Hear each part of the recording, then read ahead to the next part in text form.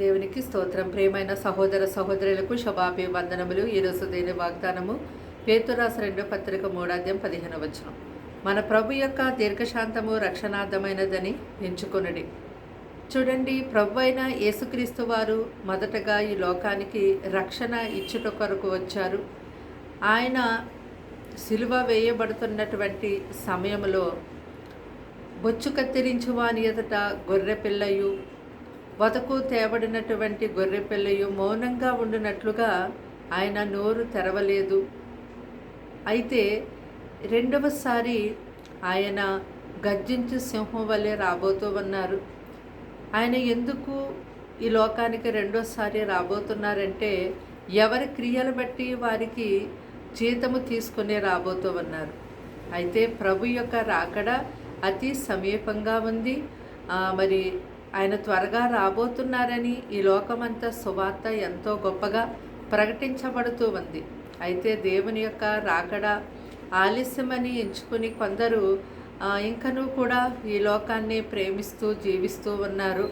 అయితే ప్రభు యొక్క రాకడ ఎందుకు ఆలస్యం అవుతుందంటే ఆయన తన వాగ్దానం గురించి ఆలస్యం చేయవాడు కాదు, కానీ ప్రతి ఒక్కరూ కూడా మారు మనసు పొంది రక్షణ పొందాలని కోరుచు ఆయన అందరి ఎడల దీర్ఘశాంతం వహిస్తూ ఉన్నారు. అయితే మరి దేవుని యొక్క రాకడలో మనం ఎత్తబడాలి అంటే శాంతము గలవారై మన యొక్క హృదయము, మన యొక్క జీవము, మన యొక్క ఆత్మ, దేహము అంతా కూడా నిష్కలంకంగా అలాగే నిందారహితంగా ఉండునట్లుగా చూసుకోవాలి. అప్పుడు మాత్రమే ఆయన యొక్క రాకడలో మనము ఎత్తబడేవారిగా ఉంటాం. అంతేకాదు అంతము మట్టు కూడా మన విశ్వాసము గట్టిగా పట్టుకునే ఎడలనే క్రీస్తులో పాలివారమై ఉంటాము. ప్రార్థన. దేవానికి వందనములు, స్తోత్రాలు, స్తుతులు చెల్లిస్తున్నాం తండ్రి. మాటలు వింటున్నాయి బిడ్డల్ని మీ రక్తంతో కడగండి, ముట్టండి, స్వస్థపరచండి. ఇదిగో నీ రాకడ కొరకు వారిని సిద్ధపరచండి, వారి కుటుంబాన్ని సిద్ధపరచండి. పరిశుద్ధాత్మ సన్నిధి వారి గృహాల్లో వారిలో ఉంచండి. వారమంతా నీ సన్నిధి తోడుగా ఉంచండి. నీ కృప కొరకే, నీ దయ కొరకే వందనాలు ప్రభా. వారికి నీ కృప, నీ యొక్క జ్ఞానము, నీ యొక్క సహాయం ఎంతో అధికముగా దయచేయండి.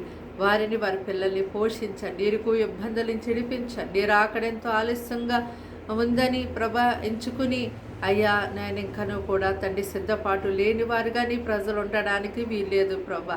ఇదిగో నీ రాకడ అతి సమీపంగా ఉందని మెలకువగా ఉండి నిందారహితులుగా జీవించినట్లుగా లేవనెత్తండి.